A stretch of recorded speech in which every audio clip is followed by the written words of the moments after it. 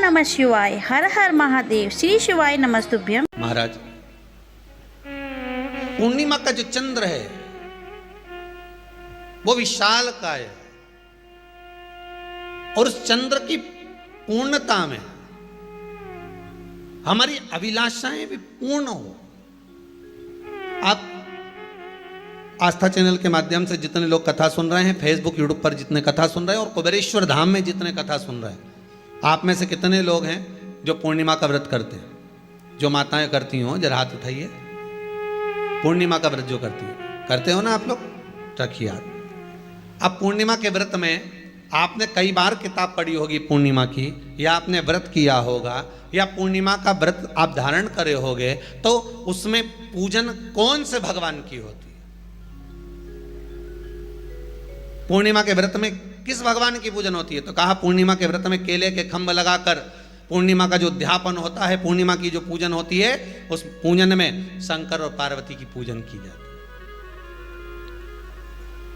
शिव और नारायण की पूजन करी जाती है, शंकर और पार्वती का स्मरण किया जाता है। किसकी पूजन होती है? शिव पार्वती।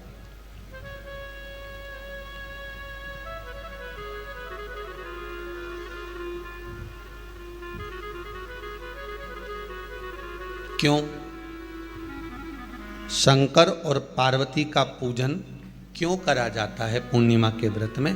क्योंकि शिव और माता पार्वती ही केवल एक ऐसे हैं जिन्होंने अपूर्ण लक्ष्मी को भी पूर्ण बना दिया था। किसको पूर्ण बनाया है? लक्ष्मी।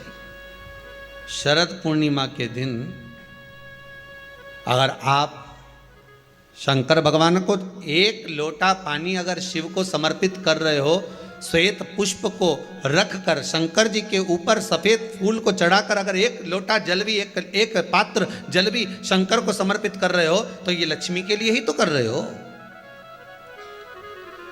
और कौन सी लक्ष्मी? पूर्ण लक्ष्मी। पूर्ण लक्ष्मी। आपको पहले भी कथा में कहा, एक बार भगवान विष्णु के सामने लक्ष्मी मैया ने बहुत तेज स्वर में कह दिया था, नारायण, दुनिया के लोग आपका नाम जपते हैं, दुनिया के लोग नारायण नारायण कहते हैं, दुनिया के लोग आपका भजन करते हैं, पर सत्य मायने में कहूं ना तो मेरे बिना दुनिया के लोगों की नहीं चल सकती। मेरे बिना दुनिया नहीं चल सकती, संसार मेरे बिना नहीं चल सकता। भगवान विष्णु ने कहा ये तो गलत है लक्ष्मी आपका कहना। एक दिन लक्ष्मी को अहंकार आ गया। अहंकार के संबोधन जब माता लक्ष्मी करने लगी तो भगवान उसी समय पर भगवान विष्णु को क्रोध आ गया और भगवान विष्णु ने कह दिया, लक्ष्मी तू इतनी बड़ी बड़ी बात कहती है कि तेरे बिना नहीं रह सकती संसार।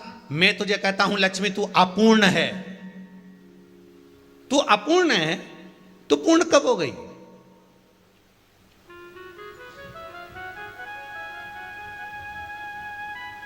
तेरी पूर्णता कहां हो गई?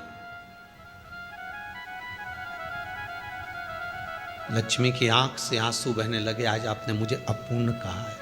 आपको मालूम है आप मुझे अपूर्ण कह रहे हो? आपको ये ज्ञात हो रहा है आप मुझे अपूर्ण कह रहे हो? भगवान कहते हैं हाँ लक्ष्मी, मैंने तुझे अपूर्ण कहा है। अपूर्णता का मतलब आप जानते हो ना? भगवान कहते हैं लक्ष्मी मैं सब जानता हूं। लक्ष्मी रोती हुई माता सरस्वती के पास पहुंच गई। सरस्वती ने पूछा क्या बात है लक्ष्मी, क्यों रो रही हो? लक्ष्मी जी ने कहा क्या बताऊं सखी, मेरे पति ने आज मुझे अपूर्ण कह दिया है। तो क्यों रो रही है तू? अपूर्ण अगर कह दिया, पति ने ही तो कहा है ना, तो क्यों रोना? चल मेरे साथ में। और सरस्वती मैया माता लक्ष्मी को लेकर सीधे पहुंच गई माता पार्वती के यहां। माता पार्वती के यहां जब पहुंची है, माता पार्वती ने लक्ष्मी जी को देखा और सरस्वती को देखा तो पूछा कि बात क्या है, क्या हो गया ऐसा,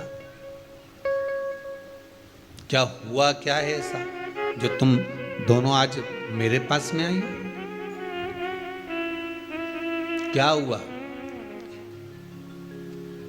पार्वती जी कुछ बोलती, शिव जी का ध्यान माता सरस्वती की ओर और लक्ष्मी की ओर गया और भगवान शंकर जान गए कि आज भगवान नारायण ने लक्ष्मी जी को अपूर्ण कहा है। अब देखें माता पार्वती क्या कर सकती है, इसको पूर्ण बनाने के लिए करेगी क्या?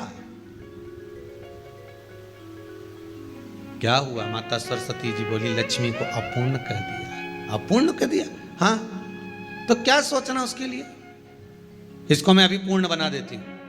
माता जगत जननी पार्वती ने गोदी में विराजमान गणेश जी को उठाया और उठाकर लक्ष्मी जी की गोद में दे दिया। ले लक्ष्मी, आज से तू पूर्ण हो गई। लक्ष्मी, आज से तू पूर्ण है। गोदी में जब तक संतान नहीं है तो नारी को लोग अपूर्ण समझते हैं, पर माता पार्वती जी ने एक सिद्धता प्रदान कर दी कि अपने गोदी के लाल को, अपने गोदी के पुत्र को माता ने लक्ष्मी की गोद में देकर लक्ष्मी को पूर्ण बना दिया। वो दिन कौन सा था? यही शरद पूर्णिमा का दिन था। कौन सा दिन? आवाज पकड़ लो। यही शरद पूर्णिमा का दिन था। शरद पूर्णिमा का दिन लक्ष्मी को पूर्ण करने का दिन, पूर्ण करने का। केवल अमृत ही नहीं बरसता, शरद पूर्णिमा के दिन लक्ष्मी भी बरसती है। लक्ष्मी पूर्णिमा के कितने व्रत होते हैं? पूर्णिमा के नारियों को, स्त्रियों को अखंड सौभाग्य के लिए, जो नारी वैधव्य नहीं होना चाहती है उस नारी को पूर्णिमा के कितने व्रत करना चाहिए। जिस नारी के यहाँ संतान नहीं हो, औलाद नहीं हो, उसको पूर्णिमा के, जिस नारी के यहाँ संतान नहीं हो, औलाद नहीं हो, उसको पूर्णिमा के कितने व्रत करना चाहिए। जिस नारी का पुत्र, पति बहुत बीमारी से ग्रसित हो, लग रहा हो कि ये मेरा बेटा बहुत बड़ी बीमारी में घिरा हुआ है, तो नारी को कितने व्रत करना चाहिए। स्वयं भगवान कृष्ण ने माता यशोदा को द्वापर में भी बताया है कि पूर्णिमा के 32 व्रत होते हैं। कितने व्रत होते हैं? 32। स्वयं भगवान कृष्ण यशोदा रानी को, माता यशोदा जी को भी बता रहे हैं 32 व्रत। अब आपको किसी ने बता दिया होगा कि 8 कर लो, 7 कर लो, 6 कर लो, 12 कर लो, इसलिए आपने बोला कि 12 कर लीजिए, 32 कर लीजिए। अरे यहां तो द्वापर की कथा भी कहती है। यशोदा जी ने एक बार भगवान कृष्ण को रोक कर कह दिया, ए कन्हैया रुको। कन्हैया बोले, बोलो माँ क्या बात है? कन्हैया जरा रुकिए, इधर आओ जरा। भगवान कृष्ण आए। हाँ माँ बोलिए। किस जगह का प्रसंग है ये? जिस समय पर राधा रानी कुरुक्षेत्र में नंद बाबा और यशोदा जी को लेकर कुरुक्षेत्र के कुंड में, ब्रह्म सरोवर में स्नान कराने के लिए लेकर जाती हैं, ग्रहण का समय पर। और जब भगवान कृष्ण उस कुरुक्षेत्र के उस सरोवर में स्नान करने आते हैं, तब यशोदा जी ने अपने लाला से प्रश्न किया है, पूछा है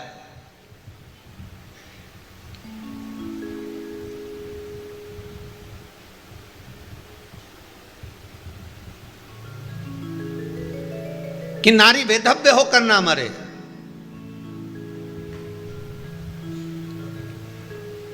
उसका पति कोई रोग से ग्रसित ना हो, उसका पुत्र किसी रोग में ना पड़े।